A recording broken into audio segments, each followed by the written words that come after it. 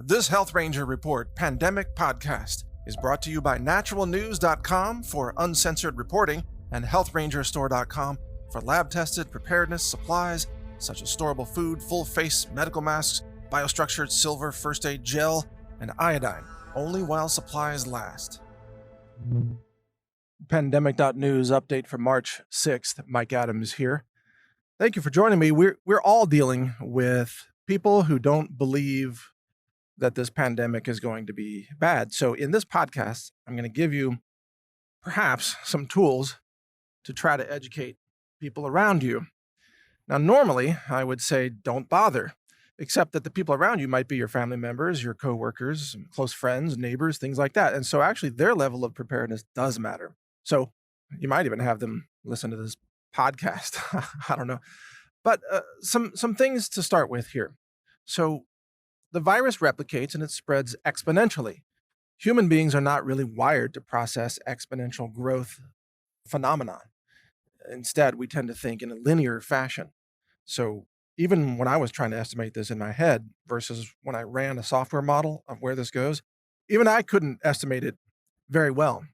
And only when I ran the spreadsheet and I ran the model, it showed me that by July 4th, if we don't shut down most domestic travel and social events, we will have 2.16 million dead Americans from the virus. That's by July 4th.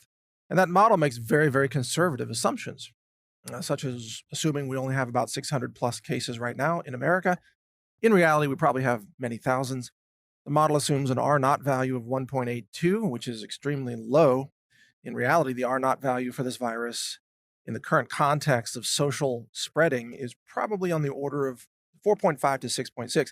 Now, the R-naught value, by the way, if you haven't heard that term, that describes how many people one infected person will spread it to. So an R-naught value of 3 means that one infected person spreads it to 3. But the R-naught value, by the way, does not describe what's called the transmissivity velocity of the virus, which describes how quickly it spreads to those additional people.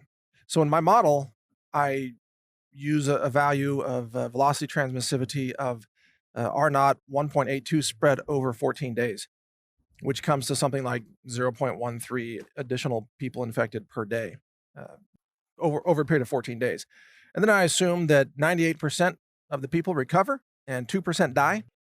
And when you recover, you have no recurring infections and you are no longer infectious yourself. So those are very conservative assumptions. And what the model shows is that for most of March and April, things look pretty mild. You get into May and June, they start getting very alarming. And then really by kind of mid-June and July, it explodes to insane levels. This is the nature of exponential growth. And a good way to talk to people about this is to say, okay, let's use the Petri dish, brain teaser, I suppose you could call it. You have a Petri dish and you've got bacteria growing in the Petri dish. And the population of the bacteria doubles every minute, which is, that can be real for certain strains of bacteria. That's not just a thought experiment. So it doubles every minute. The Petri dish is exactly 100% full of bacteria at minute 60. So in 60 minutes, it's 100% full. Here's the question. At what minute is the Petri dish halfway full? The answer, of course, is minute 59. And it's a quarter full at minute 58. And it's only 1/8 full at minute 57. So in other words, the bacteria are growing for most of that hour basically unseen. You don't even see them. They're almost invisible. You don't even see like a little mold cluster or whatever you're using to grow. But at the very last few minutes of the hour, it explodes and just takes over the whole Petri dish. That's the way that this coronavirus operates. So you can go on for a long time saying, oh, there's just a few cases here in Seattle, a few cases in New York City, a few isolated cases in California, Northern California, Los Angeles as well, other places. It's in over 20 states across America right now. But for a while, you can just say, it's just a few cases, no big deal. And then within a couple of weeks, those become clusters. But people can still say, oh, it's just a few clusters. Don't worry about it. I know it was 15 cases. Now it's 300, but it's just clusters. Don't worry about it. We'll get it under control. It's no worse than the flu. We'll cover that here in a second. But the clusters then, within another few weeks, they explode into massive local sustained outbreaks. Then you start to get hundreds of cases per day in an area, or thousands of cases a couple of weeks later, and then tens of thousands of cases a few weeks later, and then hundreds of thousands a few weeks after that, and then you're into millions.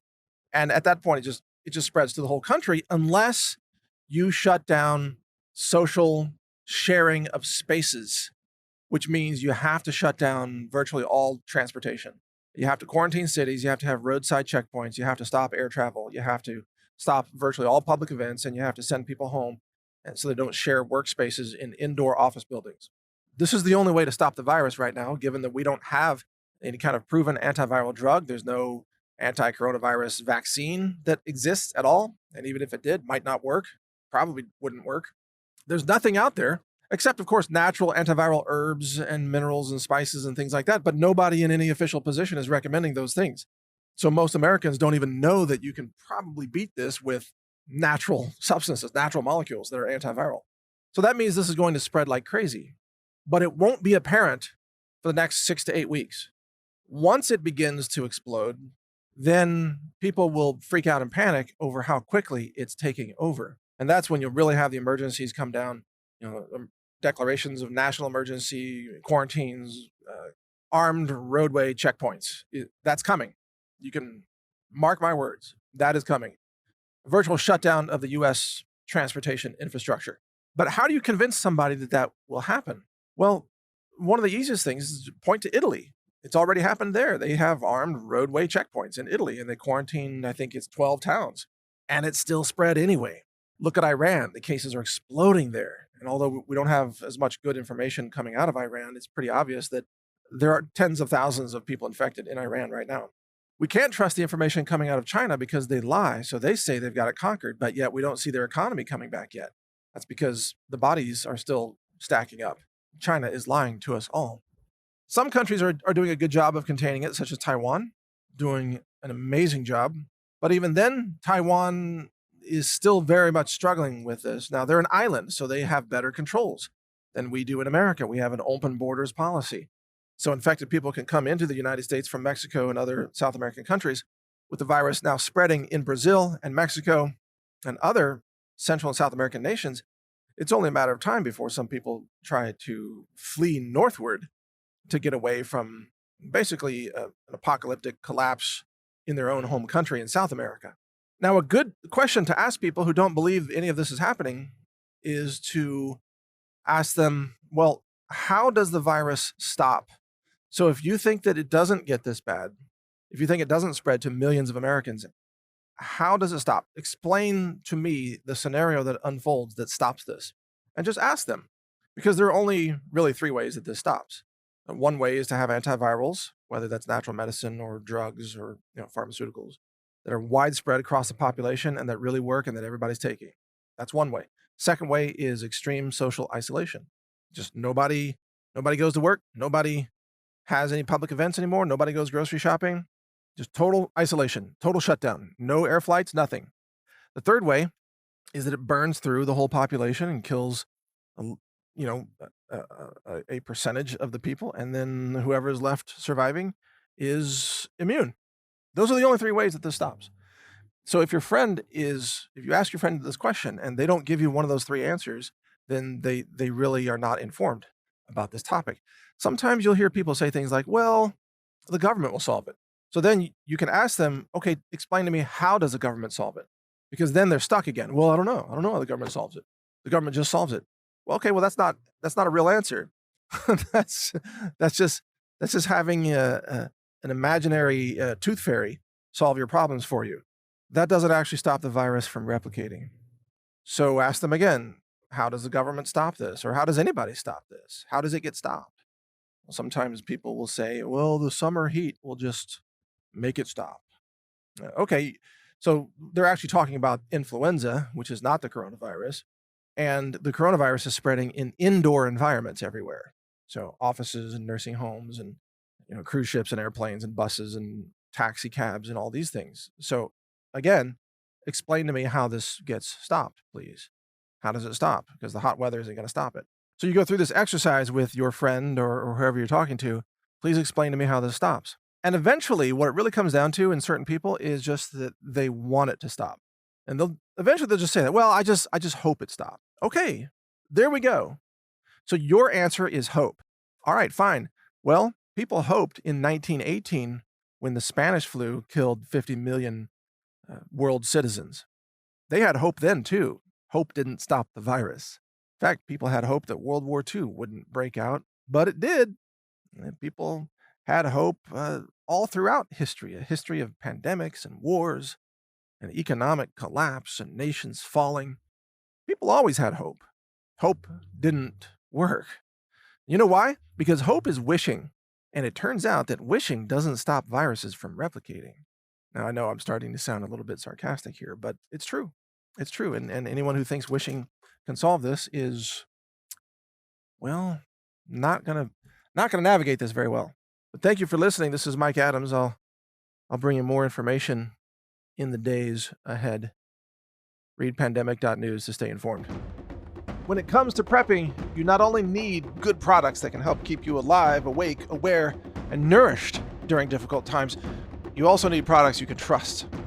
At the Health Ranger store, we do extensive laboratory testing using an in-house lab that's ISO accredited.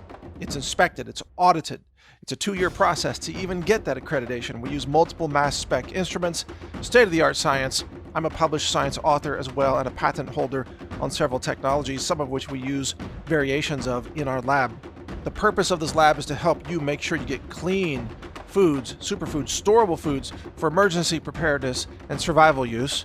We have a certified organic lab-tested, what's called Ranger Bucket collection of storable foods with some survival gear in the buckets to help you even boil water and cook those foods and so on.